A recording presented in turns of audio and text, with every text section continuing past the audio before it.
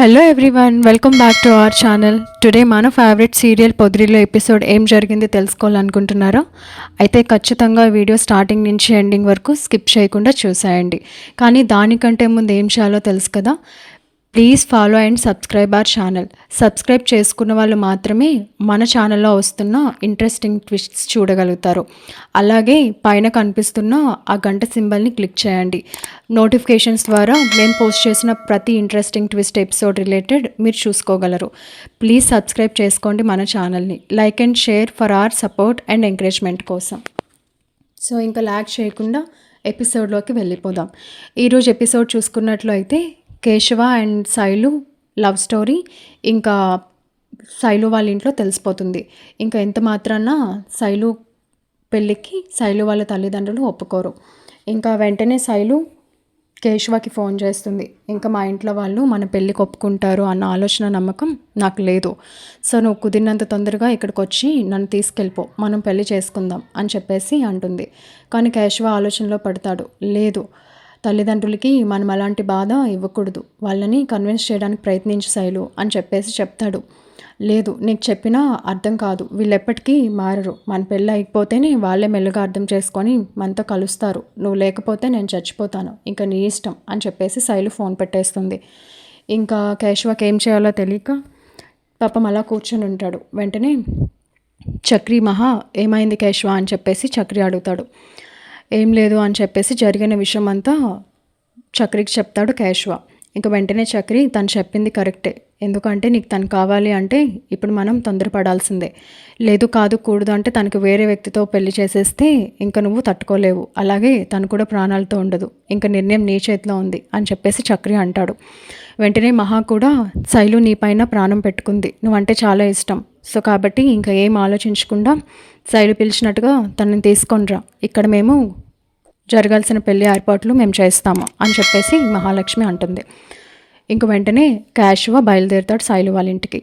ఈలోపు శైలు వాళ్ళ అమ్మ నాన్నతో మాట్లాడుతూ ఉంటుంది. వాళ్ళు ఇల్లు ఎలా దాటుతావో మేము కూడా చూస్తాము, మా ఇష్టం లేకుండా పెళ్ళి ఎలా చేసుకుంటావో మేము కూడా చూస్తాం అని చెప్పేసి అంటుంది వాళ్ళమ్మ.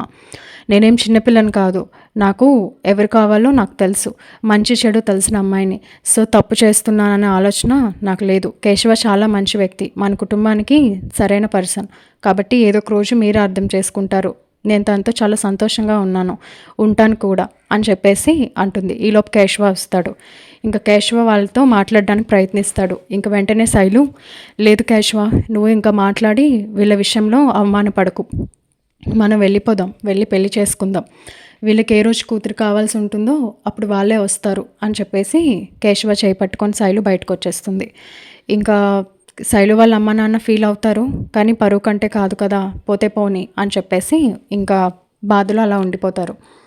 ఇంకా ఇంటికి వచ్చిన కేశవకి శైలుకి ఇంకా వాళ్ళ కుటుంబ సభ్యులందరూ కలిసి ఇంకా పెళ్ళి ఏర్పాట్లు చేసి మ్యారేజ్ చేసేస్తారు. చేసేసిన నెక్స్ట్ డే నుంచి ఇంకా శైలు ఒక భార్య చేయాల్సిన పనులన్నీ కేశవకి చేస్తూ ఉంటుంది. అవి పాపం చక్రి చూస్తూ ఉంటాడు. ఎందుకంటే తను మహాలక్ష్మిని పెళ్లి చేసుకున్నా ఎప్పుడు మహాలక్ష్మి తనతో అంత చనువుగా ఒక భార్యలాగా తనతో ఎప్పుడు మెలగలేదు. సో మార్నింగ్ లేవటం, కేశవకి వేడి నీళ్ళు పెట్టడం, తన జుట్టు తుడవటం, తనకి దగ్గరుండి స్నానం చేయించటం, తన కోసం వంట చేయటం, ప్రేమగా కూర్చొని తినిపించటం, తను బయటకు వెళ్ళేటప్పుడు ఎదురు రావటం, ఇలాంటివన్నీ శైలు కేశవకి చేస్తూ ఉంటుంది. పాపం చక్రి అవి చూసిన ప్రతిసారి మహా ఫేస్ చూస్తూ ఉంటాడు. పాపం మహా కూడా అనుకుంటుంది, నిజమే కదా, వైఫ్ అండ్ హస్బెండ్ అంటే ఇలా ఉండాలి, కానీ ఏ రోజు నేను చక్రి అలా లేము, అయినా మాది ఇష్టపూర్వకంగా జరిగిన పెళ్ళి అయితే కాదు కదా అని తనకి తాను సర్ది చెప్పుకుంటూ ఉంటుంది. కానీ తన మనసులో కూడా ఎక్కడో ఇలా జరుగుంటే బాగుండేదే, మేము కూడా ఇలా ఉండాల్సింది కదా అని అనుకుంటూ ఉంటుంది. పాపం చక్రి మాత్రం ఇలా మహాలక్ష్మి నాకెప్పుడు చేస్తుందో, మేమెప్పుడు దగ్గర అవుతామో అన్న ఆలోచనలో ఉంటాడు. ఇంకా ఇంకొక రోజు అలా చూసుకున్నట్లయితే మహాలక్ష్మికి చాలా చాలా సివియర్ ఫీవర్ వచ్చేస్తుంది. ఇంకా ఇంట్లో చక్రి తప్ప ఇంకెవరూ ఉండరు. కేశవ పని పైన బయటకు వెళ్తాడు. ఆ రోజు మార్నింగే శైలు వాళ్ళ అమ్మ నాన్న ఇంటికి వచ్చి, సరే శైలు, అయిపోయింది ఏదో అయిపోయింది, 2 రోజులు మన ఇంట్లో ఉండి వెళ్దు, అల్లుడి గారు ఎక్కడ రండి అని చెప్పేసి ఇన్వైట్ చేస్తారు. అయినా పని మీద బయటకు వెళ్ళారమ్మా, సరే ఇప్పటికైనా మీ మనసు మారింది, నేను వస్తాను, ఆయనకు ఫోన్ చేస్తే ఆయన అట్నుంచి అట్టే ఇంటికి వస్తారు అని చెప్పేసి ఇంకా శైలు వాళ్ళ అమ్మ నాన్న వచ్చేసరికి సంతోషంగా కొన్ని బట్టలు కొన్ని రోజుల వరకు సర్దుకొని వాళ్ళ అమ్మ నాన్నతో వెళ్ళిపోతుంది. సో మహాలక్ష్మికి చూస్తే ఫీవర్, ఇంట్లో ఏమో ఎవరు ఉండరు చక్రి తప్ప. సో డాక్టర్కి ఫోన్ చేస్తాడు చక్రి, ఇక్కడ మా వైఫ్కి చాలా ఫీవర్ ఉంది, అసలు తను నేను తీసుకురాలేని కండిషన్, తను లేవలేకపోతుంది కూడా, నాకేమో టెన్షన్ వచ్చేస్తుంది అని చెప్పేసి అంటాడు. డాక్టర్ కూడా రాలేని పరిస్థితి, ఎందుకంటే కుండపోత వర్షం చాలా ఉంటుంది, అసలు బయటికి ఎవరు వెళ్ళలేరు, అలా అని డాక్టర్ కూడా రాలేని బాబు అని చెప్పేసి చెప్తాడు. మీరు అలా అంటే ఇలాగా, దీనికి చాలా జ్వరం, అసలు థర్మోమీటర్ పెడితే పేలిపోతుందా అన్నంత జ్వరం కనిపిస్తుంది, కాబట్టి ఏదో ఒకటి చేయండి అని చెప్పేసి అడుగుతాడు. డాక్టర్ ఓకే, ఈ వర్షం తగ్గే వరకు నేను చూస్తాను, ఈలోపు నువ్వు చేయాల్సిన పని ఏంటంటే తనకి తడిగుడ్డ ఒళ్ళంతా పెడుతూ ఉండు అని చెప్పేసి అంటాడు. అయ్యయ్యో అది నేను ఎలా చేస్తానండి అని చెప్పేసి చక్రి అంటాడు. అదేంటి, నువ్వు తన భర్తవే కదా, కాబట్టి నువ్వు చెయ్యి, ఈలోపు వర్షం తగ్గితే నేను వచ్చి తన కండిషన్ ఎలా ఉంది చూసి మెడిసిన్ అది ఇచ్చి వెళ్తాను అని చెప్పేసి ఫోన్ పెట్టేస్తాడు. ఇంకా చక్రికి ఆప్షన్ ఉండదు. మహాలక్ష్మి కండిషన్ చూస్తే చాలా సివియర్ ఉంటుంది, పాపం వణికిపోతూ ఉంటుంది. అసలు ఏం చేయాలో అర్థం కాని చక్రి, ఇంకా భగవంతుడా నువ్వే ఉన్నావు, తను నన్ను తప్పుగా అనుకోకుండా ఉంటే చాలు అని చెప్పేసి కళ్ళకు గంతలు కట్టుకొని మహాలక్ష్మి అంతా చూస్తూ ఉంటుంది, కానీ తను రియాక్ట్ అవ్వలేని పరిస్థితి, ఆరోగ్యం అంతలాగా క్షీణించి పాపం జ్వరం ఫుల్గా వచ్చేస్తూ ఉంటుంది.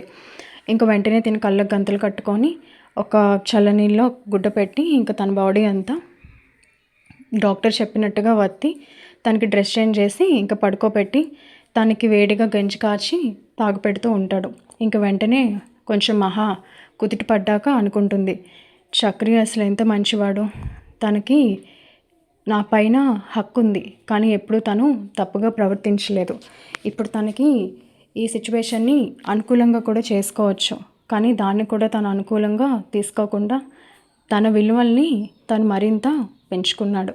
కళ్ళకు గంతలు కట్టుకొని డాక్టర్ గారు చెప్పినట్టుగా నాకు ఈరోజు సేవ చేస్తున్నాడు, ఇంత మంచి పర్సన్నా నేను దూరం పెడుతుంది, పాపం చక్రి గారు ఎంతలా ఫీల్ అయి ఉంటారో, ఆ కేశవ శైలుని చూసి నేను కూడా తింతో అలానే ఉండుంటే బాగుండేది అని చెప్పి ఆయన అనుకుంటున్నట్టు ఆయన చూపులో నాకు ప్రతిరోజు తెలిసేది, కానీ నేను ఆయన్ని అర్థం చేసుకోలేకపోయాను, ఇంత మంచివాడిని నేను ఇంకా బాధ పెట్టడం కరెక్ట్ కాదు అని చెప్పేసి మహా అనుకుంటుంది.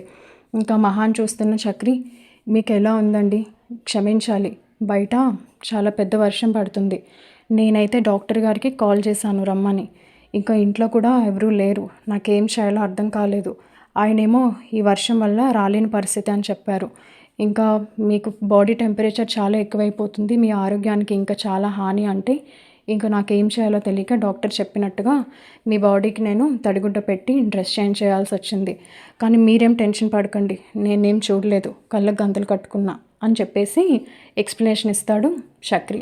ఇంక వెంటనే మహాలక్ష్మి, చక్రి గారు నన్ను క్షమించండి, ఇంకా మీరు వివరణ ఇస్తూ నన్ను బాధ పెట్టకండి, నేను మిమ్మల్ని ఎంతలా హర్ట్ చేశానో నాకు మీ మాటల్లోనే అర్థమవుతుంది, భర్తగా మీకు నా పైన హక్కు ఉన్నా మీరు ఏ రోజు దాన్ని మిస్యూజ్ చేసుకోలేదు, ఈరోజు మీకు ఒక అవకాశం ఉన్నా దాన్ని మీకు అనుకూలంగా మార్చుకోలేదు, మీరెప్పుడూ నా వ్యక్తిత్వాన్ని చాలా ఉన్నతంగానే చూస్తున్నారు, కానీ నేనే మిమ్మల్ని అర్థం చేసుకోకుండా మిమ్మల్ని బాధ పెడుతూ ఉన్నాను, అయినా కూడా మీరు నన్ను దగ్గరుండి ఇంత మంచిగా చూసుకుంటున్నారు అని చెప్పేసి మహాలక్ష్మి చాలా ప్రేమగా మాట్లాడుతుంది.